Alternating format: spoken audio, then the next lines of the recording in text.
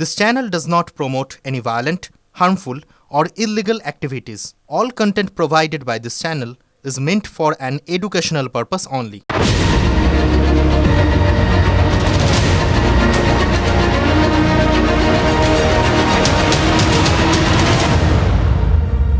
দেখুন, সচরাচর না এই জন্মদিন টিনগুলো একটু অন্যভাবে দেখার। আজকে আপনাদের মধ্যে বরঞ্চ একটা অন্যরকম চিন্তাভাবনার জন্মদিন। ধরুন, যদি বলি যে স্বামী বিবেকানন্দ আর আমাদের রাজনীতিকরা এক, দুয়ের মধ্যে কোনো ফারাক নেই, চমকে উঠবেন কি? নিশ্চয়ই উঠবেন, রেগেও নিশ্চয়ই যাবেন অনেকেই। ভাববেন নিশ্চয়ই যে স্বামীজির জন্মদিন এটা কী ধরনের দেশটামো হচ্ছে। হ্যাঁ, মাঝে মধ্যে ওই নির্মল মাঝির মধ্যে কেউ মমতা বন্দ্যোপাধ্যায়ের মধ্যে সারদা মাকে খুঁজে পেয়েছিলেন, এটা ঠিক, কিন্তু তা বলে তামাম রাজনীতিকের সঙ্গে স্বামী বিবেকানন্দর তুলনাটা করা যায় নাকি? কিন্তু একবার ঠান্ডা মাথায় ভেবে দেখুন তো, একটা সময় ছিল যখন ভোট মানে কী ছিল? ভোট মানে ছিল স্বাস্থ্য, শিক্ষা, শিল্পের কথা, তারপর ধরুন ওই কর্মসংস্থান বা মাথাপিছু আয়, পঞ্চবার্ষিকী পরিকল্পনা, এরকম কঠিন সব বিষয়গুলো। এখনও সমস্ত নিয়ে কোনো কথাই হয় না, লাইফটা সহজ হয়ে গেছে। তো এখন সবথেকে বেশি কথা হয় কী নিয়ে? আপনারা জানেন, ধর্ম নিয়ে। সুতরাং ভোটের প্রচারে নেমে নেতারা এখন যা প্রচার করছেন তাকে তো ধর্মপ্রচার বলাই যায়। আর কে না জানে, বিবেকানন্দের মতো ধর্মপ্রচারক বাঙালির কাছে আর তো কেউ থাকতেই পারেন না। সিরিয়াসলি আপনারা খেয়াল করে দেখুন, সেই ধর্মপ্রচার করতে সে কোন অতীতে একবার অতীশ দীপঙ্কর তিব্বত সুমাত্রায় চলে গেছিলেন, ঠিক, কিন্তু স্বামী বিবেকানন্দ তিনি তো মহাদেশের সীমা ছাড়িয়ে আমেরিকা পর্যন্ত পৌঁছে গেছিলেন। এবার নিশ্চয়ই আজকের ধর্মপ্রচারক নেতা নেত্রী আর স্বামীজিকে এক আসনে বসাতে আপনারা আপত্তি করবেন না, তাই তো? হ্যাঁ, অন্যরকম একটা ভাবনার জন্ম দিলাম কিনা। এবার স্বামীজি কী বলেছিলেন সেটাও মনে আছে আপনাদের। উত্তিষ্ঠত জাগ্রত প্রাপ্য বরান নিবোধত, মানে ওঠো, জাগো, নিজের লক্ষ্যে অবিচল থাকো, লক্ষ্যে না পৌঁছানো পর্যন্ত কিছুতেই থেমো না। দেখুন, আমরা তো সাধারণ মানুষ, বিবেকানন্দর কথা আমরা সচরাচর কিছুই মনে রাখি না আর কি, শুনি ভুলে যাই, কিন্তু তেনারা মনে রাখেন। রেখেছেন বলেই তো আজ সকাল ঘুম থেকে, মানে বিছানা ছেড়ে ওঠার এই মুহূর্ত থেকে আবার বিছানায় যাওয়ার মুহূর্ত পর্যন্ত সারাটা দিন তেনারা এই লক্ষ্যের পেছনে ছুটে চলেছেন, একটু কোনো ক্লান্তি হননি। দেখুন, কোনো ক্লান্তির কোনো চিহ্ন মাত্র নেই। লক্ষ্যটা কি? বিবেকানন্দ। ছুটছেন কারা? তেনারা, মানে নেতারা আর কি। ওই সবসময় সবার নাম করা যায় নাকি? এবার বিবেকানন্দ কি এবং কেন সেটা বাঙালিকে নতুন করে বোঝানোর চেষ্টা আজকে তারা দিনভর করেছেন। সেই জন্য আমরা একটু অন্যভাবে আমরা বোঝানোর চেষ্টা করলাম আর কি। এবার কেউ বলতেই পারে যে বিবেকানন্দ কি, সেটা বাঙালিকে বোঝানোর তো ওই মায়ের কাছে মাসির গল্প করার মতো। সেই ছোটোবেলার থেকে তো বিবেকানন্দর কথা শুনেই আমরা বড় হয়েছি, মনে রাখিনি আলাদা কথা, শুনেছি তো। সুতরাং এইভাবে পণ্ডশ্রম করা যায়, নেতাদের লাভটা কি হচ্ছে? তাদের কি সময়ের দাম কমে গেছে? বালাই শার্ট, একদম না। নেতাদের সময়ের মূল্য অমূল্য। বিশেষ করে এই সময়ে, মানে ভোটের সময়, তাদের তো সব আছে, শুধু সময়টাই নেই। তাই তারা সময় নষ্ট করছেন না, সময়ের কাজটা আসলে সময়ে করছেন। এখন সময় কিসের? ভোটের। তাই ভোট মানে নতুন সরকারের জন্মদিনের। এবার নতুন সরকারের জন্মদিনের আগে স্বামী বিবেকানন্দর জন্মদিনে তাই ধর্মযুদ্ধ শুরু হয়ে গেছে। খেয়াল করে দেখুন, চারপাশে তাকিয়ে দেখুন। শুভেন্দু অধিকারী বাঙালিকে মনে করিয়ে দিয়েছেন যে বিবেকানন্দ একজন গর্বিত হিন্দু ছিলেন। ওই যে শুরুতে বিবেকানন্দের প্রবন্ধের কথাটা শুনলেন, সেই প্রবন্ধের কথা বাঙালিকে মনে করিয়ে দিয়েছেন বিরোধী দল নেতা।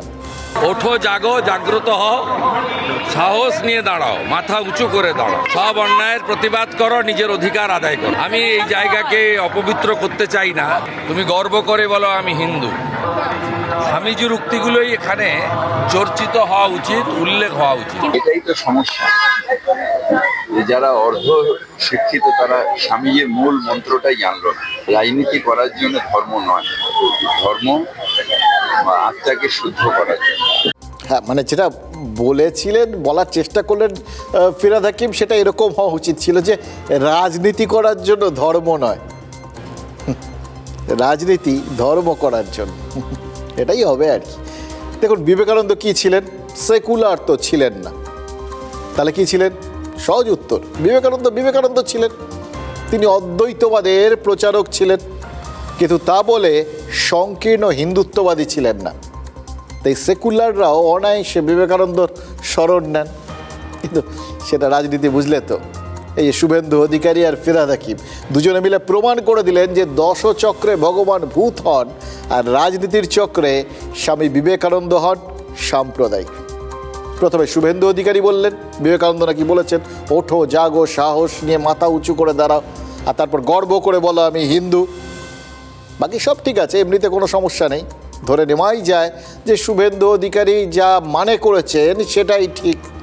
হয়তো তিনি বাকি 5 জনের থেকে স্বামী বিবেকানন্দ সম্পর্কে একটু বেশি জানেন বা পড়েছেন, হতেই পারে, এর মধ্যে কোনো অসুবিধা নেই। বা বিবেকানন্দর কথার অন্তর্নিহিত অর্থটা হয়তো একটু বেশি ভালোভাবে বুঝেছেন, তাই হয়তো খুব সহজ করে বললেন, সহজ করে বুঝিয়ে দিলেন। এবার তার মধ্যে একটা বিজ্ঞান আছে, হয়তো সায়েন্স সব কিছুতে থাকে।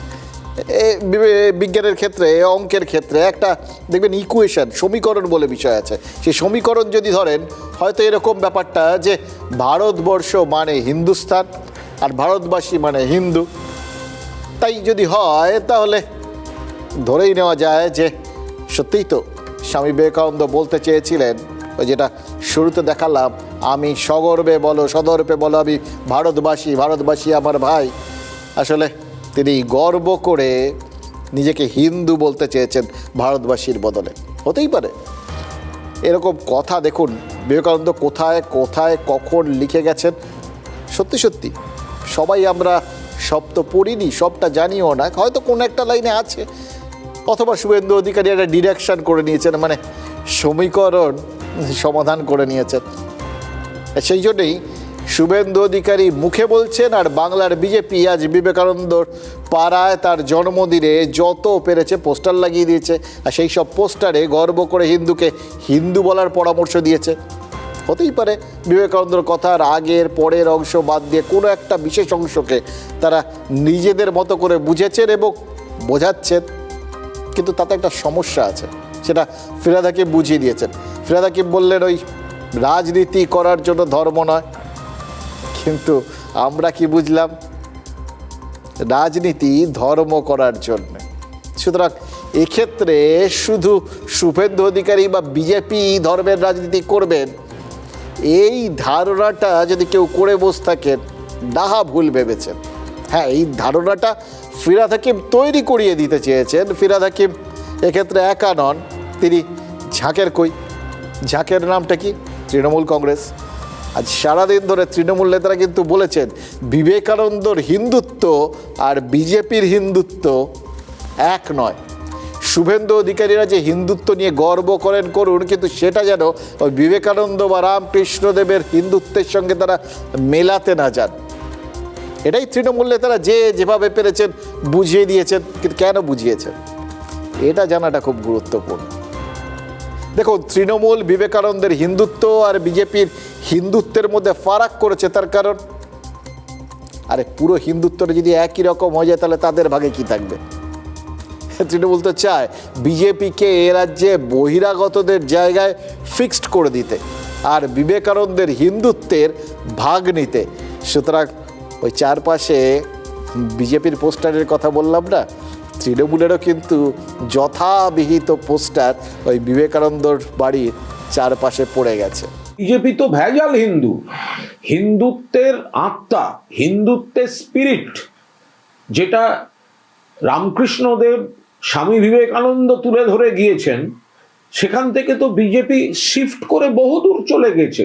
যারা হিন্দু নয়, সংস্কৃতিতে হিন্দু নয়, যারা আচরণে বাঙালি নয়, তাদের কথা স্বামীজির জন্মভিটায় তুলব না। এরা আরবি সংস্কৃতি ফিরিয়ে আনতে চায়, এরা হিজাব বোরখার লোক, এদের সম্পর্কে এখানে বলবো না। একটা উগ্র মেরুকরণবাদী হিন্দুত্বকে ভোটের মার্কেটিং এ কাজে লাগাতে চায়, এটা দুঃস্বপ্নেও কখনো ভাবেননি স্বামী বিবেকানন্দ। যে স্বামীজির ছবি দক্ষিণ ভারতের বিভিন্ন রাজ্যে ঘরে ঘরে লাগানো থাকে, তো স্বাভাবিকভাবে এটা বুঝতে হবে যে স্বামীজি কোনো রাজনৈতিক দলের নয়, প্রত্যেকেই তার প্রতি শ্রদ্ধা বা সম্মান জানানোর অধিকার আছে।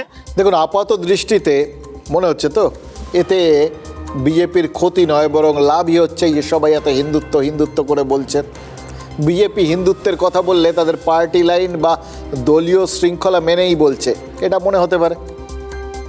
কিন্তু এই সময়ের একটা সূক্ষ্ম সমস্যা আছে, জানেন তো। এই 2026-এ বিজেপি তো একটা এসপার ওসপার করার মুডে রয়েছে। এরা যে সরকার গড়ার ক্ষেত্রে তারা হয় এবার নইলে নেভার, এরকম একটা মুডে রয়েছে। এবার সেটা বিজেপি নেতারা বুঝিয়েও দিচ্ছেন, প্রতি পদে বুঝিয়ে দিচ্ছেন। অমিত শাহ তো বলেই গেছেন যে 15ই এপ্রিল রাজ্যে সরকার বদলে যাবে। এবার এই বদলটা সেটা তো মুখে মুখে হবে না, বদল তো আনতে হবে, বদল আপসে হয় না, হ্যাঁ বদল করতে হয়। বাংলায় তো বিজেপিকে ভোট বাড়াতে হবে, তার জন্য 2024-এর লোকসভা ভোটের হিসেব যদি ধরেন, তাদের সাথে তৃণমূলের 6% মতো যে ভোটের ফারাকটা রয়েছে সেটা তো খোঁচাতে হবে। এবার সেটা করতে গেলে শুধু হিন্দু ভোট বাড়ালেই কি হবে? দেখুন, যতই এ রাজ্যে হিন্দু ভোটারদের মধ্যে একটা লয়াল ভোট ব্যাংক, মানে নিজস্ব একটা ভোট ব্যাংক বিজেপি তৈরি করুক, এবং সেই ভোট ব্যাংকটা যতই তারা মনে করুক যে আরও বাড়বে, কিন্তু শুধু সেই ভোটের ওপর ভিত্তি করে তৃণমূলকে যে টপকে যাওয়া যাবে না, সেটা তো শুভেন্দু অধিকারী বুঝিয়ে দিচ্ছেন। শুভেন্দু অধিকারী একটা ভিডিও শেয়ার করেছেন, সেখানে একজন মুসলিমকে রাজ্যের এক মন্ত্রী সাবিনা ইয়াসমিনের পাশে দাঁড়িয়ে কি বলতে শোনা যাচ্ছে জানেন? বিজেপি এলে মুসলিমদের নাকি দাঁড়ি রাখতে দেবে না। দেখুন, এই ধরনের প্রচারগুলো নিশ্চিতভাবেই রাজনীতি কেন সমাজের পক্ষেও অত্যন্ত বিপজ্জনক, এটা নিয়ে কোনো সংশয় নেই। রাজনৈতিক নিজেদের তর্ক বিতর্ক চাপানোতরের মধ্যে সাধারণ মানুষজনের শান্তিকে এইভাবে বাজি না রাখাটাই হয়তো ভালো, কিন্তু রাজনীতিকরা আর কবে এতটা ভেবেছেন আর কি। এবার তিনি তার মতো করে বলে দিয়েছেন। আর শুভেন্দু অধিকারীর যুক্তি হচ্ছে তৃণমূল সাম্প্রদায়িক বলেই মুসলিমদের উস্কানি দিচ্ছে। অর্থাৎ ফিরহাদ হাকিম যে ধর্মের রাজনীতির ছাপটা বিজেপির গায়ে আটকে দিচ্ছে, তার পাল্টা সাম্প্রদায়িকতার ছাপটা তৃণমূলের গায়ে ছেপে দিতে চাইছেন বিরোধী দল নেতা। আমাদের উন্নয়নের পাঁচালী চড়ছে, ডোর টু ডোর চড়ছে। আমরা প্রত্যেকটা বাড়ি বাড়ি যাচ্ছি, আমরা মানুষের সঙ্গে কথা বলছি। এবার সাধারণ মানুষ যদি তাদের থিঙ্কিং থাকে, তাহলে এই থিঙ্কিংটা ক্রিয়েট করলো কে? কে পোস্ট করছে?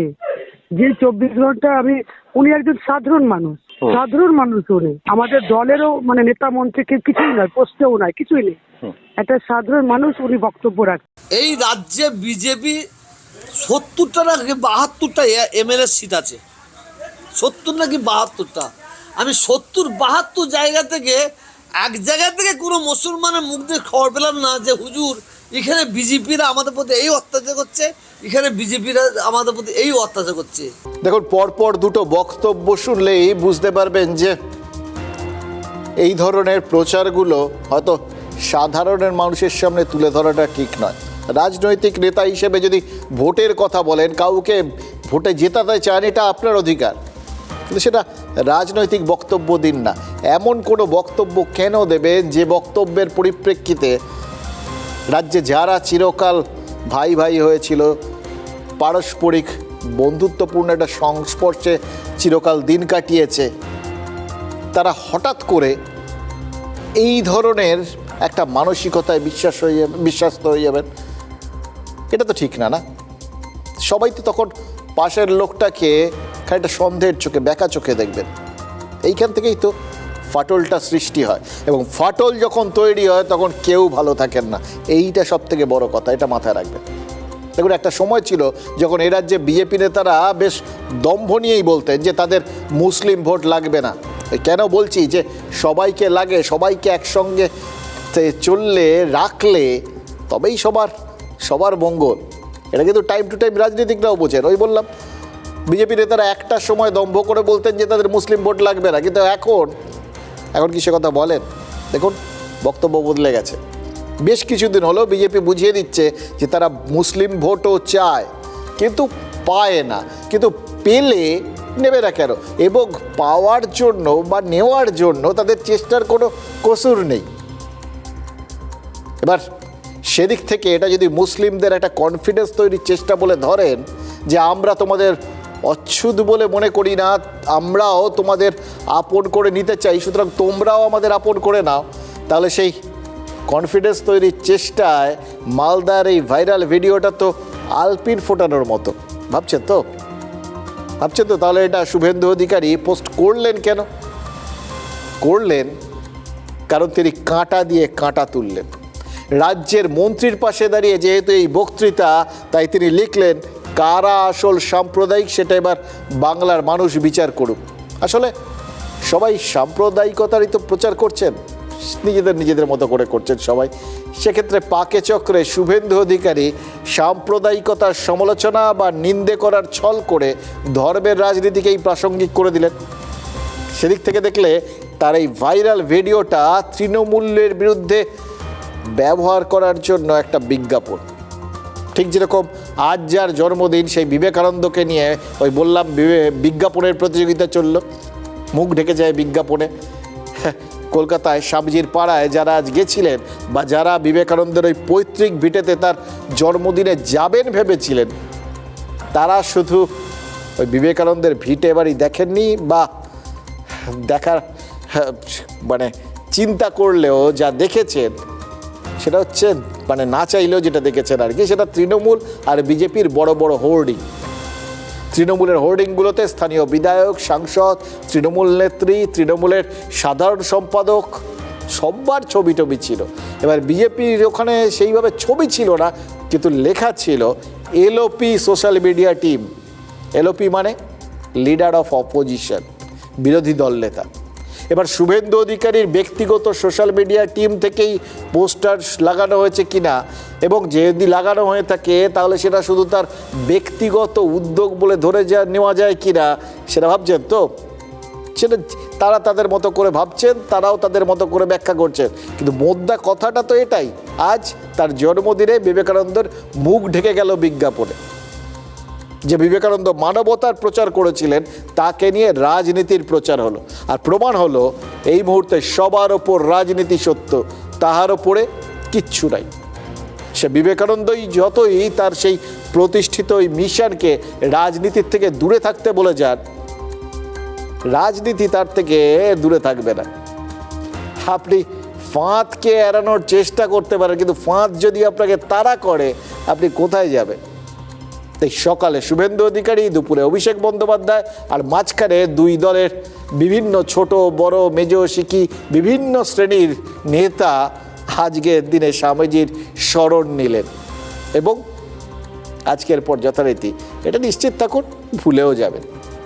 আমরা হয়তো বললাম আমরা বিতর্কিত ব্যাপারে যেতে চাই না, রাজনৈতিক ব্যাপারে যাব না। স্বামীজির একেবারে নিষেধ আছে, রামকৃষ্ণ মঠ মিশন তার সন্ন্যাসীরা কোনো রাজনীতির সঙ্গে সংস্রব রাখবেন না। রাজনৈতিক তৎপরতা যদি আমার দলের বলেন তাহলে আই জয়েন ইস্যু, এটা নয়। আমার দল সবসময় স্বামী বিবেকানন্দ কেন সমস্ত যত মনীষী আছেন আমাদের বাংলার কিংবা ভারতবর্ষে, সেই মনীষীদের সম্মান জানান। তৃণমূল যে পোস্টার লাগিয়েছে সেখানে যুবরাজ অভিষেক বন্দ্যোপাধ্যায় আছে, তাহলে এর অর্থই বুঝতে পারছেন যে সেখানে ব্যক্তিকেই প্রাধান্য দেওয়া এটা কাজ। অনেক ব্যানার হোর্ডিং দিই, আমার নামটা লিখতে দিই না, আর এর উল্টো দিকে স্বামীজি আসল যুবরাজ, অন্য কেউ যুবরাজ নয়। আমি শুনেছি এখানকার প্রধান মহারাজ কাউন্সিলরদের ডেকে বলেছিলেন যে এখানে অন্য কারো ছবি লাগাবেন না, তারপরেও শোনেনি।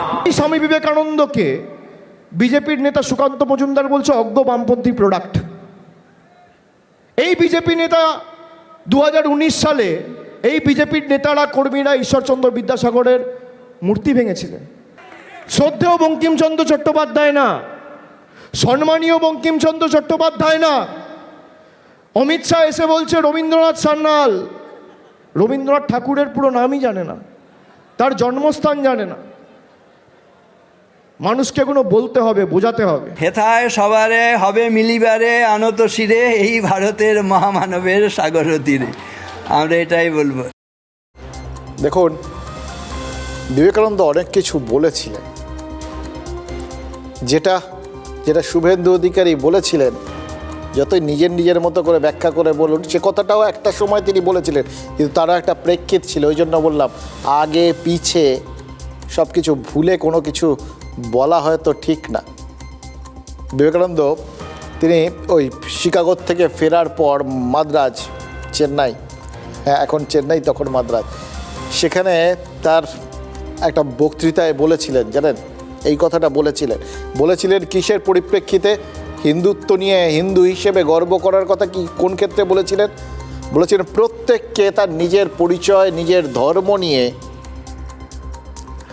গর্ববোধ করার একটা অধিকার রয়েছে। এটা না যারা ওই মেরুদণ্ড সোজা করে চলেন, তারা সব সময় মানুষজনকে শিখিয়ে এসছেন।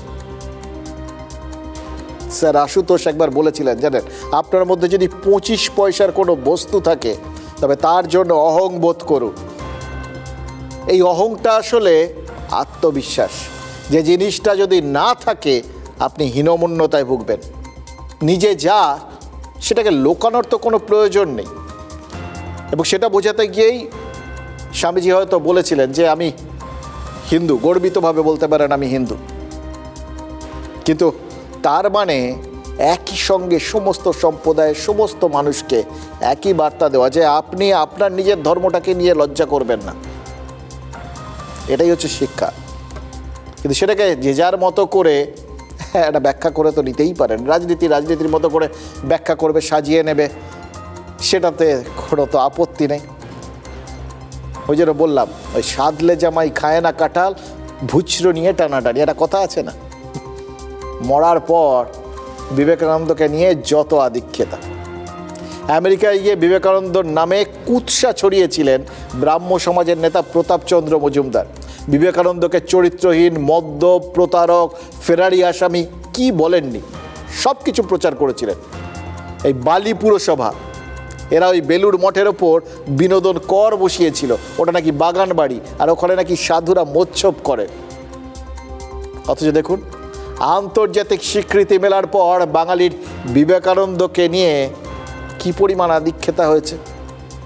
তাহলে এখনকার রাজনীতিকদের আর দোষ দিয়ে লাভ কি? জীবদ্দশায় তো স্বজাতির থেকে এই অপমান ছাড়া আর বিশেষ কিছু জোটেনি। সে যুগে কুৎসা তার ভাবমূর্তিকে কালিমা লিপ্ত করতে পারেনি, আর এই যুগের রাজনীতিও তাকে ছুঁতে পারবে না। কারণ এটা অন্য কেউ নন, ইনি বিবেকানন্দ, স্বামী বিবেকানন্দ। বরং বিবেকানন্দ নয়, তার গায়ে বা তাকে ছুঁতে গিয়ে কালির ছিটে লাগছে রাজনীতিরই গায়ে। এবার সে নিয়ে আপনাদের সঙ্গে কথা বলবো, তো আরও অনেক কিছু। আসলে এরকম দিনে এই ধরনের জিনিসগুলো দেখলে না মাঝে মধ্যে বড্ড অস্থির লাগে, জানেন তো। আমরা সবাই সব কিছু জানি না, খুব কম জানি আমরা। এটা নিয়ে আমাদের কোনো আক্ষেপ করারও বিষয় নেই। যেটুকুনি জানি সেটা আমাদের বিশ্বাস, সেটা আমাদের ভাবনা। কিন্তু যারা আমাদের ভাবনাকে বিপথে পরিচালিত করার চেষ্টা করেন, তাদের কথাগুলো কিছুতেই মানতে পারি না, জানেন তো। গ্রাম বাংলার কোন খেলাটা এই আপনাদের এই মার্শাল আর্ট দেখে মনে পড়ছে ভাবুন তো? কুমিরডাঙ্গা। লটারিতে হেরে একজন কুমির হয়, সে অপেক্ষাকৃত নিচু জায়গায় থাকে, সেটা জল, আর চারপাশে ডাঙায় থাকে বাকিরা। কুমির পেছনে ফিরতেই একজন জলে নেমে বলে, কুমির তোর জলকে নেমেছি। আর কুমির ধরতে গেলেই সে ডাঙায় উঠে যায়।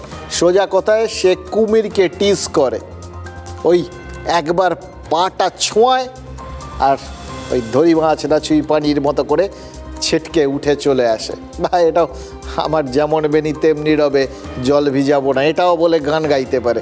এই সবকটা মিলেমিশে এগুলো এই কুমিরডাঙ্গার থেকে এই আমাদের বাংলার এই চলতি কথাগুলো, এই সবগুলো আজকে মনে পড়িয়ে দিচ্ছে কারা জানেন? কেন্দ্রীয় এজেন্সি কি রাজ্য সরকারের সাথে এই কুমিরডাঙ্গা খেলছে নাকি? অথবা তারা ঠিক করেই ফেলেছে যে তাদের যেমন বেনি তেমনি রবে, জল ভেজাবো না। দেখুন, আইপ্যাক কাণ্ড নিয়ে সুপ্রিম কোর্টে জোড়া মামলা দায়ের করেছে ইডি। একটা কেন্দ্রীয় তদন্তকারী সংস্থার তরফে মামলা, আর অন্যটা 3 ইডি আধিকারিকের মামলা। কিন্তু মামলাটা প্রধান বিচারপতির এজলাসে আলাদা করে মেনশনই করেনি কেন্দ্রীয় সরকার সংস্থা। মানে দেখুন, স্বাভাবিক প্রক্রিয়ায় তার মানে যখন মামলাটা আসবে তাতেই তারা সন্তুষ্ট। অথচ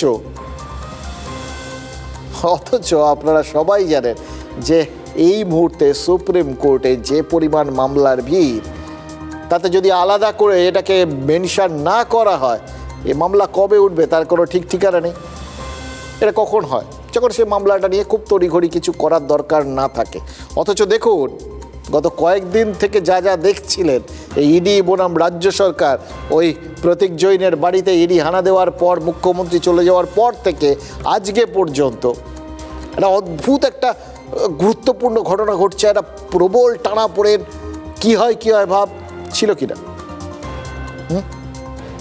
অথচ এই যে অভিযোগটা অত্যন্ত গুরুত্বপূর্ণ, যে অভিযোগটা মেনশন করা হয়েছে ওই মামলায়, সেই অভিযোগটার অনুযায়ী কোনো রকম তাগিদ ইডির মধ্যে নেই কেন? গুরুত্বপূর্ণ গুরুতর একটা বিষয় বলেই তো সুপ্রিম কোর্টে গেছে ইডি। হাইকোর্টে ইডি যে রিট পিটিশন দাখিল করেছিল, তাতে তো মুখ্যমন্ত্রী মমতা বন্দ্যোপাধ্যায়ের নাম ছিল, এবং কী সব অভিযোগ, তথ্য সব ছিনিয়ে নেওয়ার অভিযোগ ছিল। এবার মুখ্যমন্ত্রী আর রাজ্য সরকারকে পক্ষ করা হয়েছে। ভাবুন, সেই মামলার শুনানি সেটা হতেই পারেনি ওখানে, তার কারণ প্রবল হইহট্টগোল হচ্ছিল। সেটার মধ্যেও আবার কেউ চক্রান্ত খুঁজে পেয়েছেন। মানে এত কিছু হচ্ছে, সেই মামলাটা নিয়ে গেছে সুপ্রিম কোর্টে, অথচ গিয়ে তারপর ভগবানের নামে ছেড়ে দিল। এটা কি ধরনের, মানে আপনাকে আমাকে সবাইকে বিভ্রান্ত করা। 14ই জানুয়ারি আবার শুনানি হবে। এবার সুপ্রিম কোর্টে ইডি লিখিত অভিযোগ করেছে যে মমতা বন্দ্যোপাধ্যায়ের সমর্থক আর তার দলের সদস্যরাই নাকি ওই হাইকোর্টে পরিকল্পিত গণ্ডগোল করেছে। হোয়াটসঅ্যাপ মেসেজে পরিকল্পনার কথা শেয়ার করা হয়েছে বলেও সুপ্রিম কোর্টে অভিযোগ করেছে ইডি। এবং মুখ্যমন্ত্রী মমতা বন্দ্যোপাধ্যায়, রাজ্য পুলিশের ডিজি, মুখ্য সচিব, কলকাতার পুলিশ কমিশনার, পুলিশের অন্য অফিসার, এদের সবার বিরুদ্ধে যে অভিযোগগুলো করা হয়েছে সেগুলো কিন্তু ভারত ন্যায় সংহিতার বিভিন্ন ধারায় ফৌজদারি অপরাধ, ক্রিমিনাল অফেন্স, মানে ক্রাইম। সেই ধারাগুলোরও উল্লেখ সুপ্রিম কোর্টে 160 পাতার আবেদনে করেছে ইডি। এবং সবথেকে বড় কথা, মমতা বন্দ্যোপাধ্যায় সহ রাজ্য প্রশাসনের পুরো শীর্ষ আমলাতন্ত্রকেই তো কার্যত ডাকাত বলেছে কেন্দ্রীয় এজেন্সি। কারণ ভারত ন্যায় সংহিতার 309 নম্বর ধারা অনুযায়ী ডাকাতির অভিযোগ আনা হয়েছে। কারোর বিরুদ্ধে আপনি ডাকাতির অভিযোগ আনলে তাকে আপনি আর কি বলবেন, মানে আপনি কি বলতে চাইছেন সেটা তো পরিষ্কার বোঝাই যাচ্ছে। এবং ওই আবেদনপত্রে রাবারি বা ডাকাতি কথাটা স্পষ্ট ভাষায় লেখা আছে। এবার দেখুন, অভিযোগ সত্যি না মিথ্যে সে তো মামলার পরে প্রমাণিত হবে, সেটা কোর্ট জানাবে। কিন্তু এমন একটা সময় তো মামলার নিষ্পত্তি হবে যে তখন আর তার প্রয়োজনীয়তাই থাকবে না। কিন্তু একটা রাজ্যের গোটা প্রশাসনকে দেশের একটা এজেন্সি ডাকাত বলে দিচ্ছে, তাও স্বাধীন ভারতে, তাও সে রাজ্যে যারা স্বাধীনতার জন্য সবথেকে বেশি রক্ত ঝরিয়েছে, তাও এমন একটা দিনে যেদিন বিবেকানন্দ জন্মদিন। তাহলে এটা কীভাবে দেখবেন বলুন তো? মানে আমরা বিভ্রান্ত, সাধারণ মানুষ হিসেবেই বিভ্রান্ত। এটাকে কুৎসা বলবো নাকি লজ্জা বলবো? এটা যদি মিথ্যে হয়, উদ্দেশ্য প্রণোদিত হয়, তাহলে এটা কুৎসা, আর এটা যদি বাস্তব হয় তাহলে এটা লজ্জা। কিন্তু আমাদের জন্য তো এই দুটোই অপশন রয়েছে। এটাই হচ্ছে সবচেয়ে দুর্ভাগ্যজনক। এবং সত্যি কথা বলতে কি, আজ বাঙালির দিকে, জাতি হিসেবে, বাংলার দিকে, রাজ্য হিসেবে যেভাবে আঙুল উঠেছে, সেটা অতীতে উঠেছে কি? দেখুন, দুর্নীতির অভিযোগ তো সারদার সময় থেকেই শুনছি, কিন্তু রাজ্য প্রশাসনের 3 মাথার বিরুদ্ধে এভাবে ডাকাতির অভিযোগ, সুপ্রিম কোর্টে লিখিত অভিযোগ, বিশ্বাস করুন বাংলায় এই রকম লেভেলে দুর্নীতি বা এই ধরনের অভিযোগ প্রশাসনের বিরুদ্ধে হয়নি। আমি কাল যা করেছি as a all India Trinamool কংগ্রেসের চেয়ারম্যান করেছি। সুপ্রিম কোর্টে ইডি অবশ্য নির্দিষ্ট করে মেনশন করেছে, যা করেছেন, যিনি করেছেন তিনি মুখ্যমন্ত্রী মমতা বন্দ্যোপাধ্যায়। সুপ্রিম কোর্টে ইডির পিটিশনে কি অভিযোগ? মুখ্যমন্ত্রী পুলিশ আধিকারিকদের সঙ্গে নিয়ে ডাকাতি করেছেন, ইডি অফিসারদের ভয় দেখিয়ে নথি ছিনতাই করেন মুখ্যমন্ত্রী। অভিযুক্তেরা 5 জনের বেশি ছিলেন, সশস্ত্র ছিলেন। ভারতীয় ন্যায় সংহিতার 309 ও 310 ধারায় অপরাধ। ইডি অফিসারদের ভয় দেখানো হয়, হুমকি দেওয়া হয়। ইডি অফিসারদের আর তল্লাশি করতে দেওয়া হয়নি। 2টি জায়গায় 2টি ঘটনা, 2টি আলাদা এফআইআর হওয়া উচিত। রাজ্য পুলিশে এফআইআর দায়ের করা সময় নষ্ট করার সমান। রাজ্য পুলিশে এফআইআর দায়ের করলে সঠিক তদন্ত হবে না। মুখ্যমন্ত্রী ও পুলিশ কর্তাদের বাঁচাতে দায়সারা তদন্ত হবে। ঘটনাচক্রে মুখ্যমন্ত্রী, স্বরাষ্ট্রমন্ত্রী যাঁর অধীনে পুলিশ দফতর কাজ করে। সুপ্রিম কোর্টে ইডি অভিযোগ করেছে তারা সিবিআই তদন্তের দাবিতে হাইকোর্টের দ্বারস্থ হয়েছিল, কিন্তু মুখ্যমন্ত্রীর সমর্থকরা হাইকোর্টে হট্টগোল করেছেন। পার্টির হোয়াটসঅ্যাপ বার্তাতেই হট্টগোল করার প্রমাণ রয়েছে। হাইকোর্ট বলেছে কোর্ট রুমের পরিবেশ শুনানির উপযুক্ত ছিল না। আমি কি করে শুনানি পণ্ড করা যায়? আমাদের দল কোনো শুনানি পণ্ড করার ব্যাপারে নেই। আমরা তো পিটিশন ফাইল করেছি, আমরা কেন পণ্ড করব? পিটিশনটা তো আমাদের অল ইন্ডিয়া তৃণমূল কংগ্রেসের পক্ষ থেকে একটা পিটিশন ফাইল করা হয়েছে। ইডির অভিযোগ, ইডি অফিসারের ল্যাপটপ নিয়ে যাওয়া হয়, 2 ঘন্টা পরে ফেরত দিয়ে যায়। ইডি অফিসারের ল্যাপটপ 2 ঘন্টার জন্য নিয়ে যাওয়া চুরির পর্যায়ে পড়ে। ইডি অফিসারদের হতোদ্যম করতে মিথ্যা ফৌজদারি মামলা করা হচ্ছে। ওই এফআইআর সামনে রেখে পুলিশ ঘটনাস্থলের সিসিটিভি ক্যামেরা নিয়ে চলে গিয়েছে। যে সিসিটিভি ক্যামেরায় মুখ্যমন্ত্রীর বেআইনি কাজের ছবি রেকর্ড করা হয়েছিল। এটা তদন্তের নামে তথ্য প্রমাণ নষ্টের আরও একটি অপরাধ। এবং যা করেছি আমি কোনো অন্যায় করিনি। তুমি আমায় খুন করতে এসছো, আমার আত্মরক্ষা করার অধিকার আছে। 160 পাতার পিটিশনে ইডির অভিযোগ, পশ্চিমবঙ্গে শিউরে ওঠার মতো পরিস্থিতি। মুখ্যমন্ত্রী ও পুলিশ কর্তারা গুরুতর অপরাধ করেছেন, যার জন্য এফআইআর দায়ের হওয়া বাধ্যতামূলক। অত্যন্ত অস্বাভাবিক, নজিরবিহীন, দুর্ভাগ্যজনক পরিস্থিতির মধ্যে পড়েছে ইডি। অন্যতম বিরল ঘটনা, যেখানে শীর্ষ আদালতের হস্তক্ষেপ সাংবিধানিকভাবে অপরিহার্য, যাতে কোনো দলের কোনো নেতা আইন হাতে তুলে নিতে না পারেন, জনতার সামনে অপরাধ ঘটাতে না পারেন। সুপ্রিম কোর্টে অভিযোগ নথিভুক্ত হয়ে গেছে, শুনানি কবে?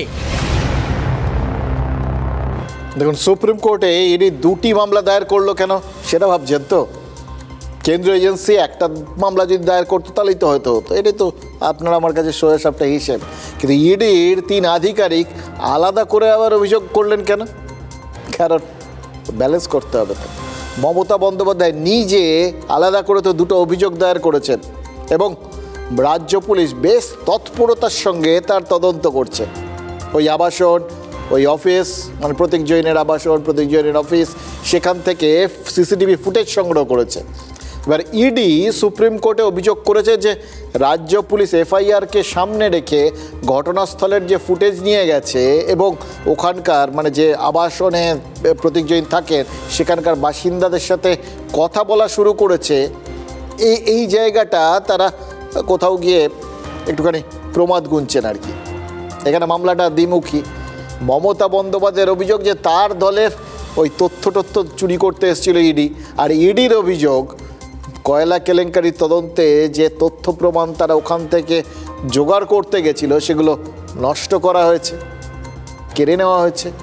আইপ্যাক অফিসের কর্মী এবং প্রতীক জৈনের প্রতিবেশীদের এক্ষেত্রে কী ভূমিকা? তারা 2টো মামলারই সাক্ষী।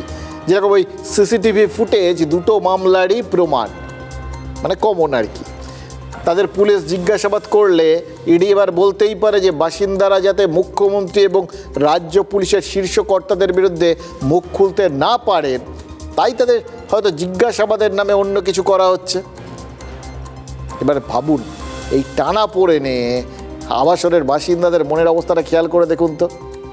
তাদের এমনিতে তারা হয়তো একটা জায়গায় বাড়ি ঘর কিনে একটা নিশ্চিন্ত জীবনযাপন করছিলেন। কে যেচে এই সমস্ত ঝুটঝামেলায় পড়তে যায় বলুন তো? অথচ তারা জড়িয়ে গেলেন একেবারে জাতীয় স্তরের রাজনৈতিক, সাংবিধানিক এবং আইনি বিতর্কে, এবং সব মিলিয়ে তাদের একদম স্যান্ডউইচ পরিস্থিতি। এবং সত্যি কথা বলতে কি, তারা একদম এক্ষেত্রে সাধারণ মানুষের প্রতিনিধি। রাজায় রাজায় যুদ্ধ হয়, এভাবেই তো উলুক আগ্রার প্রাণ যায়। কলকাতা পুলিশ নিজেই ফেঁসে বসে আছে। ইডি সুপ্রিম কোর্টে কেস ফাইল করেছে পশ্চিমবঙ্গ সরকার এবং স্বরাষ্ট্র দপ্তর পুলিশ দপ্তরের বিরুদ্ধে। মনোজ বার্মা, রাজীব কুমার ব্যাগটা গোছান। যেতে দিন, জেল যেতেই হবে, ওটা কোনো কেউ রুখতে পারবে না। Court door is open for all, কেউ ইচ্ছে করে আদালতে যেতেই পারেন।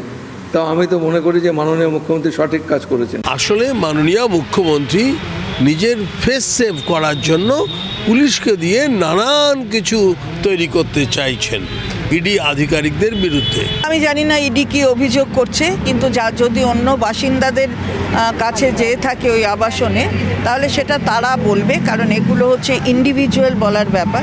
ইডি কি করবে সেটা ইডির ব্যাপার, কিন্তু পশ্চিমবঙ্গের মানুষ এই ধরনের মুখ্যমন্ত্রীকে দেখে তাদের মাথা হেট হয়ে যাচ্ছে। কয়লা তদন্তে লাস্ট 3 বছরে একটা সামান ইস্যু করা হয়নি কাউকে, হঠাৎ করে নির্বাচনের 1 মাস আগে রেড। এখানে আপত্তি। আর 2 নম্বর আপত্তি হচ্ছে আইপ্যাকের 3 জন ডাইরেক্টর, কোম্পানির উপর রেড হলে 3টে ডাইরেক্টরের উপর রেড হবে। একজন দিল্লিতে কাজ করছে, একজন তামিলনাড়ুতে কাজ করছে, একজন বাংলায় কাজ করছে। খালি বাংলায় রেড হবে কেন? ইডি সুপ্রিম কোর্টে যা বলছে সেটা মিথ্যা, কল্পিত, রং চড়ানো এবং সেটা বিজেপির রাজনৈতিক স্বার্থ চরিতার্থ করার জন্য। রেড করতে আসেনি, তথ্য নিতে এসছে, চুরি করতে এসছে। বিজেপির নেতারা যখন টাকা নেয়, ক্যামেরায় ধরা পড়ে, তখন ইডি দেখতে পায় না, চোখ কানা হয়ে যায় না। যারা বিজেপিতে গেছে সব দোয়া তুলসী পাতা হয়ে গেছে। যারা বিজেপিতে গেছে, কারা বিজেপিতে গেছে? অভিষেক বন্দ্যোপাধ্যায় ইঙ্গিতটা একেবারে নির্দিষ্ট করে শুভেন্দু অধিকারীর দিকে। এই আইপ্যাক কাণ্ডের পর থেকে এই তৃণমূলের সবাই দেখুন টার্গেট করেছেন শুধুমাত্র শুভেন্দু অধিকারীকে। তাকে কিন্তু তারা এই মুহূর্তে বিজেপির ক্ষেত্রে সর্বোচ্চ পদে বসিয়ে দিচ্ছেন, কারণ সবাই তো সব থেকে উঁচু পদ থেকেই টার্গেট করে, তাই না? এবার এটা শুভেন্দু অধিকারীর কাছে পুরস্কার না তিরস্কার সেটা বলাটা খুব মুশকিল। রাজনীতিতে কোন জিনিসটা যে নেগেটিভ, কোনটা পজিটিভ, এটাই এতদিনে বুঝে উঠতে পারলাম না। সব নেগেটিভগুলো আপাতত দৃষ্টিতে মনে হয় এমা কী গালমন্দ করছে, অথচ দেখা গেল সেটা তার জন্য রাজনৈতিকভাবে প্রচুর লাভদায়ক হয়ে প্রমাণিত হয়ে গেল। সুতরাং এই সমস্তগুলো কখনো সিদ্ধান্তে পৌঁছবেন না, বরঞ্চ দ্বন্দ্বে থাকুন, বিভ্রান্তিতে থাকুন, সেটা অনেক ভালো। যেটা হবে তখন বলবেন ওটাই তো ভেবেছিলাম। দেখুন রাসবিহারীতে মমতা বন্দ্যোপাধ্যায়ও ওই প্রতিবাদ সভায় কিন্তু অভিযোগ করেছিলেন যে কয়লা চুরির টাকা শুভেন্দু মারফত নাকি কেন্দ্রীয় স্বরাষ্ট্রমন্ত্রী অমিত শাহের কাছে যায়। এবং তাতে কিন্তু এবার দেখুন বারবার ওই একটা জিনিসই হচ্ছে। মমতা বন্দ্যোপাধ্যায় এর আগে নন্দীগ্রামে প্রার্থী হয়ে শুভেন্দু অধিকারীকে বিরোধী দল নেতার পদের দাবিদার করে দিয়েছিলেন। সে একই ঘটনা আরেকবার ঘটবে না জোর দিয়ে বলা যায়। শনিবার পুরুলিয়ার থেকে ফেরার পথে পশ্চিম মেদিনীপুরের চন্দ্রকোনায় শুভেন্দু অধিকারীর কনভয়ে হামলা হয়েছিল। শুভেন্দু অধিকারী থানায় 6 ঘন্টা ধর্ণা দিয়েছিলেন, লিখিত অভিযোগ করেছিলেন, কিন্তু পুলিশের এফআইআরে, এবার অন্য একটা এফআইআর আর কি, সেখানে খুনের চেষ্টার অভিযোগ যুক্ত করা হলো। থানায় পাল্টা অভিযোগ দায়ের করেছে তৃণমূল, আর তাতে বিরোধী দল নেতার বিরুদ্ধেই খুনের চেষ্টার অভিযোগটা যোগ করে দেওয়া হয়েছে। আর শুধু তাই নয়, শুভেন্দু অধিকারী যে 9 তৃণমূল নেতাকর্মীর বিরুদ্ধে অভিযোগটা করেছিলেন, রোববার তাদের সামনে রেখেই মিছিল করেছে তৃণমূল। এটা কিন্তু একটা প্যাটার্ন হয়ে যাচ্ছে, খেয়াল করে দেখুন, কাঁটা দিয়ে কাঁটা তোলার মতো। এর আগেও ওই ইডির ক্ষেত্রেও পাল্টা একই অভিযোগ দায়ের করা হয়েছে, এক্ষেত্রেও একই অভিযোগ দায়ের করা হয়েছে। ভোটের মুখে বিরোধী পক্ষের শক্তিশালী নেতাকে নিষ্ক্রিয় করতে মামলা দেওয়ার পরম্পরাটা কিন্তু রাজনীতিতে আছে বলে অভিযোগ। কিন্তু প্রাইভেট প্রপার্টিতে দুর্নীতির তদন্ত করতে গিয়ে কেন্দ্রীয় তদন্তকারী সংস্থার আধিকারিকরা রাজ্যের মুখ্যমন্ত্রীর মামলার মুখে পড়ছেন, এটা একটা ট্রেন্ড। বিরোধী দল নেতার কনভয়ে হামলার অভিযোগ উঠেছে, পাল্টা তাকেই খুনের চেষ্টার মামলা দেওয়া হচ্ছে, এটাও একটা ট্রেন্ড। এই প্যাটার্নগুলো না একটা নির্দিষ্ট লক্ষ্যে যাচ্ছে এবং এটা রাজনীতিতে একটা ট্রেডমার্ক হয়ে যাচ্ছে, এটা কিন্তু আমরা বুঝতে পারছি। আমি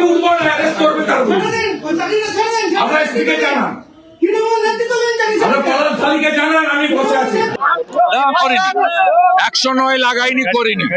আমি হাইকোর্টে যাব। আমার যে জিডির রিসিপ্ট কপি নিয়েছি, হাইকোর্টে যাব।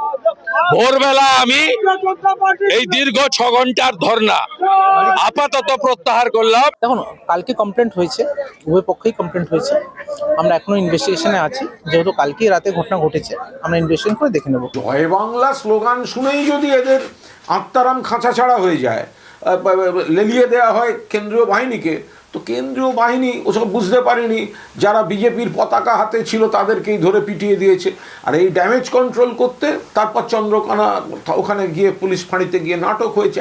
গতকাল আপনার কনভয়ে আপনার গাড়ির উপরে হামলার ঘটনা এখনো পর্যন্ত কোনো পদক্ষেপ করেনি পুলিশ? না, করেনি। আমি মঙ্গলবার হাইকোর্টে যাচ্ছি। যিনি অভিযোগকারী তার বিরুদ্ধে মানে খুনের অভিযোগ নিয়ে মামলা দায়ের হলো, এফআইআর। আর যে অভিযুক্ত তার বিরুদ্ধে কোনো খুনের অভিযোগের মামলা নেই।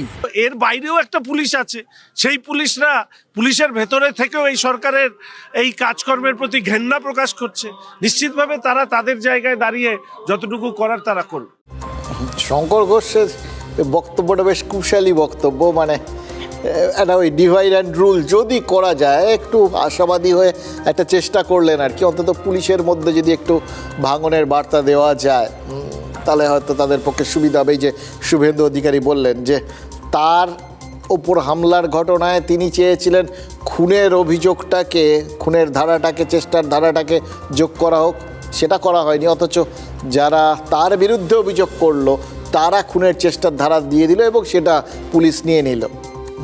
এটা ওই ভেতরে আর কি একটা ভালো মন্দের একটা দ্বন্দ্ব লাগিয়ে দেওয়া। এবার কে ভালো কে মন্দ সেটা জানি না, সেটা কেউ জানেন না।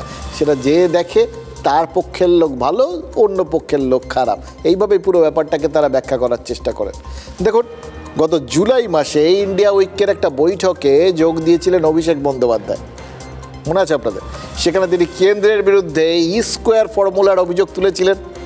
খেয়াল করে দেখুন, দুটো একটা ইডি আর অন্যটা ইসি, মানে দুটো দিয়ে শুরু আর কি, ওই জন্য স্কোয়ার। এবার খুব অবাক হব না যদি বিজেপি এবারে এই অভিযোগটা করতে শুরু করে যে তৃণমূল স্কোয়ার ফর্মুলায় আক্রমণ করছে। ইডির তল্লাশিতে মুখ্যমন্ত্রী ঢুকে পড়েছিলেন। মমতা বন্দ্যোপাধ্যায় দাবি করেছিলেন তিনি যা করেছেন তা তৃণমূল কংগ্রেসের চেয়ারপারসন হিসেবে করেছেন। এবার দ্বিতীয় বা ইসিকে তিনি চিঠি দিলেন মুখ্যমন্ত্রী হিসেবে। মানে এক এক সময় যেখানে যা আর কি, যেখানে যে অবতারে তার অবতীর্ণ হওয়ার দরকার তিনি সেইভাবে হচ্ছেন। এবার এক্ষেত্রে ওই নামটায় বলে না 5-এ পঞ্চবার, এটাও সেরকম। মুখ্যমন্ত্রী মমতা বন্দ্যোপাধ্যায় যে মানে মুখ্যমন্ত্রী হিসেবে আর কি, এটা জাতীয় নির্বাচন কমিশনের উদ্দেশ্যে তার 5ম বান। অভিযোগটা মোটের ওপর একই আছে, এসআইআর নিয়ে সাধারণ মানুষের হয়রানির অভিযোগ। তবে এখন আর এসআইআর প্রক্রিয়া স্থগিত হওয়ার দাবি জানানো হচ্ছে না। খুব সম্ভবত ওই শুভেন্দু অধিকারী মুখ্য নির্বাচন কমিশনারকে এর একটা পাল্টা চিঠি লিখবেন এবং তাতে মুখ্যমন্ত্রীর চিঠির অভিযোগগুলো খর্ব করা হবে। ঠিক যেভাবে শুভেন্দু অধিকারীর বিরুদ্ধে খুনের চেষ্টার পাল্টা মামলা রুজু করা হয়েছে। এটা তো ট্রেন্ড। এর আগেও যখন মুখ্যমন্ত্রী চিঠি লিখেছিলেন তখন আবার জবাবটা শুভেন্দু অধিকারী দিয়েছিলেন, সবই ওই খণ্ডন। এভাবে চলতে থাকলে কয়েকদিন পরেই চিঠি লেখালেখিটা কিন্তু একঘেয়ে হয়ে যাবে, এটা পরিষ্কার বুঝতে পারছি। তাৎপর্য হারিয়ে ফেলবে। সেই আপনাদের দেখাচ্ছিলাম ডেনমার্কে ডাক ব্যবস্থাটা উঠে গেল, এখন তারা শুধু ওই ইমেলের মাধ্যমে চলবেন। ওই যে ডাক হর করা চিঠি নিয়ে যাওয়া, হাতে লেখা চিঠি বক্সে ফেলা, এ সমস্ত বন্ধ, বক্সে তুলে দেওয়া হচ্ছে।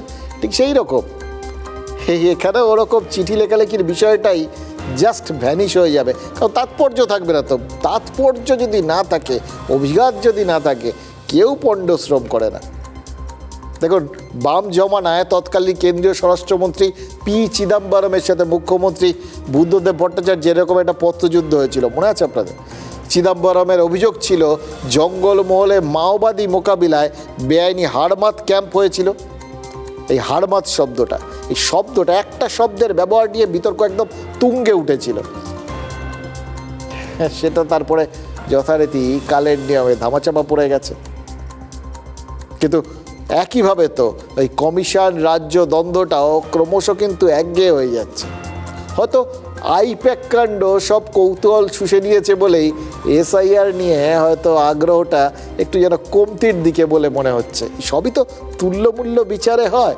আপাতত আইপ্যাক কাণ্ড এগিয়ে রয়েছে এবং সেই জন্যেই তাকে জায়গা করে দিতে এসআইআর একটু পেছনের সারিতে চলে এসছে, এটাও বুঝতে পারছি। মুখ্যমন্ত্রী নিয়মিতভাবে মুখ্য নির্বাচন কমিশনারকে বিস্তারিত জানিয়ে দিচ্ছেন কোথায় কোথায় সমস্যা, কেন অসঙ্গতি, কোনটা অন্যায় হচ্ছে, সাধারণ মানুষের অধিকার কোথায় খর্ব হচ্ছে, প্রত্যেকটি পয়েন্ট ধরে লিখছেন, নোয়িং ফুললি ওয়েল যে এই জ্ঞানেশ কুমার বিজেপির দলদাস, নোয়িং ফুললি ওয়েল এই ইলেকশন কমিশন বিজেপির নির্দেশে কাজ করছে। মুখ্যমন্ত্রীর কথাগুলির জবাব দেয়া বা এক্সপ্লেনেশন দেয়া কোনোটারই মুরদ এদের নেই। যেভাবে চিঠি লেখার প্রবণতা বেড়েছে মমতা বন্দ্যোপাধ্যায়, আমরা জানি যবে থেকে অ্যান্ড্রয়েড মোবাইল চলে এসেছে আমাদের চিঠি লেখার প্রবণতা কমে গেছে, কিন্তু সেই প্রবণতাকে ধরে রাখবার জন্য সম্মানীয় মুখ্যমন্ত্রী যখন তার চিঠি কেউই নিচ্ছেন না, তো তিনি খুঁজে পেয়েছেন যে কেন্দ্রীয় নির্বাচন কমিশনকে চিঠি দিলে কেমন হয়, তার এই চিঠি দেওয়া বজায় থাকুক। আমি চেষ্টা করব যে আমরা অনুরোধ করব যে নির্বাচন মিটে যাবার পরেও যেন আমাদের সম্মানীয় মুখ্যমন্ত্রী মমতা বন্দ্যোপাধ্যায় চিঠি লেখার অভ্যেসটা না ছাড়েন। মোবাইল অ্যান্ড্রয়েড মোবাইল চলে আসার পরে চিঠি লেখাটা সত্যিই হারিয়ে যাচ্ছে পশ্চিমবঙ্গ থেকে। দেখুন, এসআইআরে ভোটার লিস্ট ঝাড়াই বাছাই করে নির্ভুল করে দিতে চাইছে কমিশন। কুণাল ঘোষ যেটা বললেন তার মানে হচ্ছে সে কাজে তাদের পূর্ণ সহায়তা দিচ্ছে এই তৃণমূল কংগ্রেস এবং মুখ্যমন্ত্রী। এটা কিন্তু উনি আমাদের কাছে পরিষ্কার করে দিলেন। দেখুন, আমরা প্রথম থেকে বলছিলাম মুখে তৃণমূল বিরোধিতা করছে, কিন্তু আসলে সমস্ত রকমভাবে সহায়তা করছে। সে প্রথমে বিএলএদের নাম জানিয়ে দেওয়াই হোক বা কর্মচারী দিয়ে দেওয়াই হোক, সব ক্ষেত্রেতে পুরো একই কাজ করছে তারা। এক্ষেত্রে কুণাল ঘোষ তো বলেই দিলেন প্রত্যেকটা পদে কোথায় কোথায় কি করলে ব্যাপারটা ঠিকঠাকভাবে হবে মুখ্যমন্ত্রী গাইড করে দিচ্ছেন নির্বাচন কমিশনকে।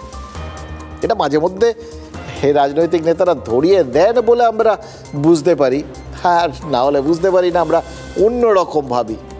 তবে হ্যাঁ, এটা তো পরিষ্কার যে এই সহায়তার মধ্যে দিয়ে তৃণমূলের এটা ব্যক্তিগত দলগত একটা ইচ্ছে বা আগ্রহ তো আছে, এটাকে অস্বীকার করার কোনো জায়গা নেই যে তারা চাইছে তাদের সমর্থকদের নাম যেন কোনোভাবেই এই এসআইআরের চাকরিতে আটকে না যায়। ভুল ভ্রান্তি হলে, গণ্ডগোল হলে তাদের সমর্থকরাই তো চাকরিতে আটকে যেতে পারে। সেই জন্যেই হয়তো মুখ্যমন্ত্রী এমনভাবে চেষ্টা করছেন, কুণাল ঘোষের বক্তব্য অনুযায়ী এমনভাবে সহায়তা করে গাইড করার চেষ্টা করছেন নির্বাচন কমিশনকে, যাতে তাদের ভুলভ্রান্তিগুলো না হয় আর কি, এবং তাহলেই তাদের সমর্থকরা তারা ওই চাকরিতে আটকাবেন না, এরকম একটা ব্যাপার। এবার খেয়াল করে দেখুন, এসআইআরের পরেই তো আনুষ্ঠানিকভাবে রাজ্যে ভোটের ঢাকটা বেজে উঠবে।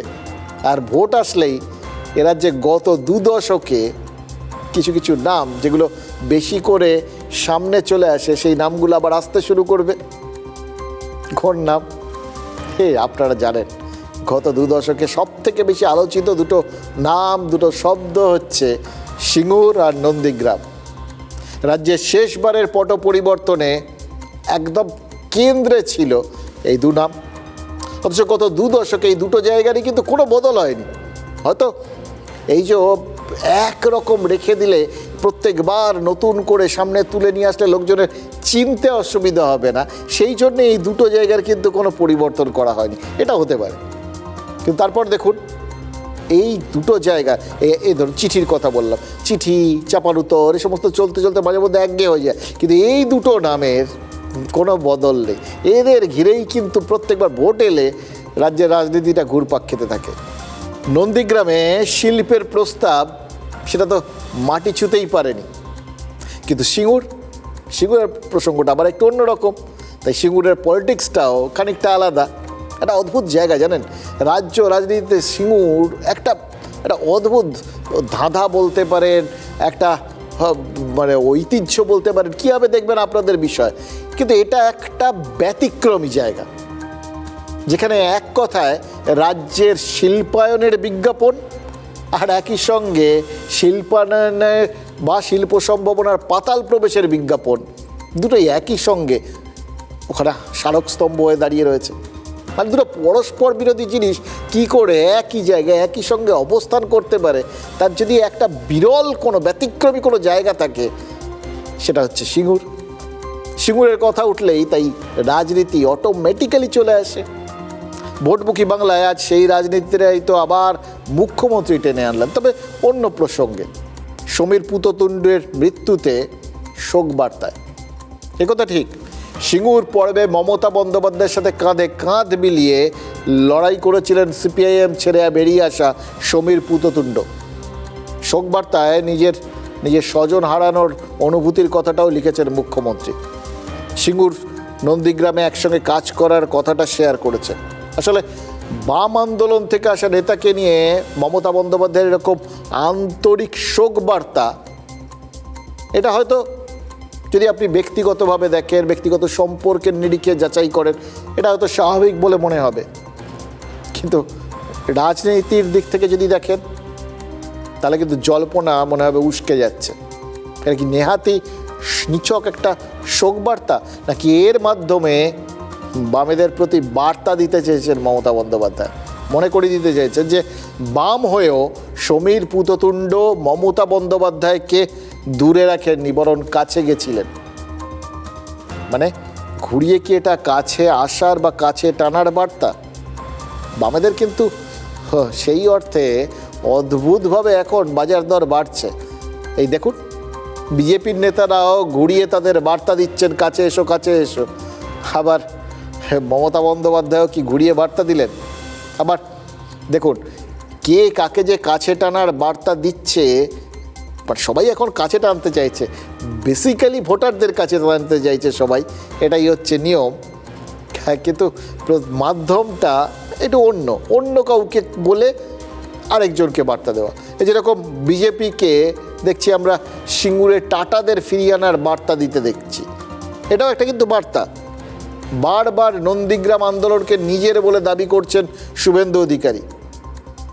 এরকম একটা জায়গায় হয়তো সমীর পুততুণ্ডের শোক বার্তায় মমতা বন্দ্যোপাধ্যায় মনে করিয়ে দিলেন সিঙ্গুর নন্দীগ্রামের জমি আন্দোলন কারোর একচাটিয়ে নয়, শুভেন্দু অধিকারীরও নয়। সুতরাং শুভেন্দু অধিকারী যতই ওই টাটার কথা মনে করিয়ে দিন, নন্দীগ্রাম আন্দোলনের কথা মনে করিয়ে দিন এবং এগুলো বলে ওগুলোর ভাগিদার হওয়ার চেষ্টা করুন, কিন্তু আসলে ওনার ভাগে এসাদের ভাগ হবে না, এরকম একটা ব্যাপার আর কি। পুরনো বামপন্থী সিপিএম নেতা সমীর পুততুণ্ডর মৃত্যুতে মুখ্যমন্ত্রী শোকবার্তা নিয়ে অনেকের মনে হচ্ছে তিনি বামপন্থীদের মেসেজ দিচ্ছেন। আমরা আপনাদের জানাই যে আসল সেটিং পশ্চিমবঙ্গের রাজনীতিতে সিপিএম এর সঙ্গে তৃণমূলের। সমীর পুততুণ্ড, অনুরাধা পুততুণ্ড বা তারা মমতা বন্দ্যোপাধ্যায়ের এই জমি আন্দোলনে তারা সামিল হয়েছিলেন। এর মধ্যে অন্য সংকীর্ণ কোনো সস্তা রাজনীতির ব্যাখ্যা খোঁজার কোনো অবকাশ নেই। মাননীয় মুখ্যমন্ত্রী সমীর পুততুণ্ডর প্রয়াণে আন্তরিক শ্রদ্ধা এবং পরিবারকে সমবেদনা জানান। তিনি যে বিষয়টা অবলম্বন করছেন যে কোনো বিষয়ে সিঙ্গুর নন্দীগ্রাম নিয়ে, তা মিথ্যাচার ছাড়া আর কোনো কিছুই নয়। সেই ফাঁদে পশ্চিমবঙ্গের কোনো মানুষই পা দেবেন না এবং তার কথাকে সিরিয়াসলি নিচ্ছেন না। তিনি টাইম পাস করছেন, ইলেকশনের আগে সময় কাটাচ্ছেন মাত্র। দেখুন, লোকসভা হোক বা বিধানসভা, রাজ্যে ভোট এলেই ওই বললাম বারবার সিঙ্গুরের নামটা ফিরে ফিরে আসে, বারবার মিলিয়ে দেখা হয় লাভ ক্ষতিটা। কিন্তু সত্যি বলছি, ওইটুকুই জানেন তো, রাজনীতির দৌড়ে সিঙ্গুর যে তিমিরে সেই তিমিরেই থেকে যায়। আবার রাজ্যে ভোট এসছে, সিঙ্গুরও প্রাসঙ্গিক হয়ে উঠেছে। 18 তারিখ প্রধানমন্ত্রীর সভা, হঠাৎ তার আগে একটা রাজনৈতিক বিতর্ক ওই সিঙ্গুরে মাথাচাড়া দিয়েছে। সিঙ্গুরের শিল্পের জমি ফেরত গিয়েছে চাষিদের হাতে, সেটা তো আপনারা শুনেছেন। কিন্তু কথা ছিল সেই জমিটাকে চাষযোগ্য করে দেবে প্রশাসন। বছরের পর বছর কেটে গেছে, কিন্তু কেউ কথা রাখেনি। এবার নরেন্দ্র মোদীর সভার আগে হঠাৎ করেই জঙ্গল কেটে সাফ করছে প্রশাসন। পাছে এই জঙ্গল দেখিয়ে তিনি বলতে পারেন যে দেখুন কি অবস্থা, ওটা নাকি চাষযোগ্য জমি করে ফেরত দিয়েছে। এই তো তার রূপ, বলতে দেওয়া যাবে না। সিঙ্গুরের শিল্পের স্বপ্নের অপমৃত্যু কিভাবে হয়েছিল সেটা কিন্তু গোটা দেশ দেখেছিল। শিল্প গেছে, চাষের স্বপ্নটাও পূরণ হয়নি, হওয়ার কথাও নয়, কেউ পূরণ করতে হয়তো চায়ও নি। কারণ এই জায়গাগুলো ওই বললাম এগুলো বলার জন্য খালি রাখা হয়। ওখানে কথার চাষ হবে, রাজনীতির চাষ হবে। বিজেপি সিঙ্গুরে শিল্প ফেরানোর কথা বলছে, কিন্তু যে ধরনের রাজনীতি চলছে এখন এই মুহূর্তে, তাতে এ রাজ্যে এই মুহূর্তে শিল্পের কতটা সম্ভাবনা বা সুযোগ আছে সেটাই তো বোঝা যাচ্ছে না। দেখুন, আমাদের টেলিভিশন ইন্ডাস্ট্রিতে না একটা কথা খুব চলে, স্লট। এই স্লট দেওয়া হলো, এই স্লটে ওটা চলবে, কিন্তু রাজনীতি বা আমাদের রাজ্য এই মুহূর্তে শিল্পকে যে কোনো স্লট দিতে পারছে না, এটা তো বাস্তব ঘটনা। তবুও সবাই একটু করে সিঙ্গুরকে ছুঁয়ে যেতে চাইছে। ওই বলে না, পুজোর নৈবেদ্যে ফুল না পড়লে ওই লাস্টে বলা পণ্ডিত মশাই ওখানটায় ওই ওই ওই থালাটায় ফুলটা পড়লো না, একটুখানি ফুল ছিটিয়ে দিন, সেরকম আর কি। প্রত্যেকবার ওই রকমভাবে একবার করে সিঙ্গুরকে ফুল ছিটিয়ে দেওয়া হয়। সেই রাজনীতিই চলছে দেখুন, যার মাঝে পড়ে শিল্প, কৃষি, সিঙ্গুরের দুটোই হারিয়ে গেছে। আজ সেই সিঙ্গুরে একটাই জিনিস হচ্ছে, সেটা হচ্ছে রাজনীতির রাজপথ তৈরি হচ্ছে।